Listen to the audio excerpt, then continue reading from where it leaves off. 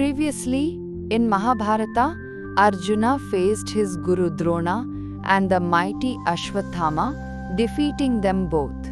He shattered Karna's pride again and turned his chariot toward the armies of Kauravas, where the grandsire Bhishma awaited.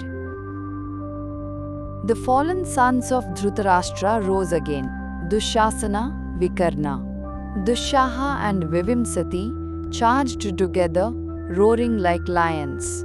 But Arjuna's Gandiva flashed, scattering them like leaves in a storm. Krupacharya and Karna joined the assault. Arjuna struck Krupa's chariot, broke Karna's bow, and drove them from the field. The golden dust of the plains rose high, hiding their retreat. Seeing his men fall, Duryodhana rushed forward in fury. Arjuna's arrows struck his armor and crown. Bleeding and dazed, the prince of the Kauravas turned his chariot aside, pride shattered once more. Then came Bhishma, son of Shantanu, his chariot gleaming with a white umbrella above him. Arjuna folded his palms in respect.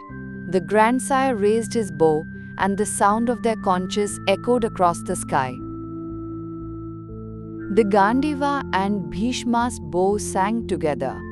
They unleashed Prajapatya, Aindra, Agneya, and Varuna astras. Fire and wind tore the sky. Even the Devatas paused to watch the meeting of grandson and grandsire.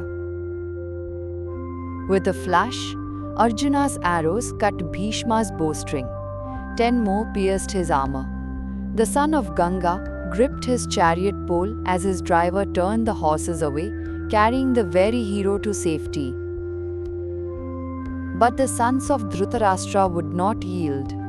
Duryodhana, Karna, Krupacharya and Drona rallied once more, surrounding Arjuna with chariots as drums thundered across the plain. Then Arjuna invoked the Sammohana Astra, a divine light, swept over the battlefield. The warriors of Hastinapura dropped their weapons and fell into deep slumber. Only Bhishma remained standing, unmoved by its power. Arjuna turned to Uttara and said softly, "Gather the garments of Drona, Krupacharya, Karna, and Duryodhana. Take them for Princess Uttara's dolls." The field of war became a playground for the daughter of Virata, the greatest insult to Kaurava pride. Bhishma awoke to the dishonor of his kin. Lifting a new bow, he charged at Arjuna once more.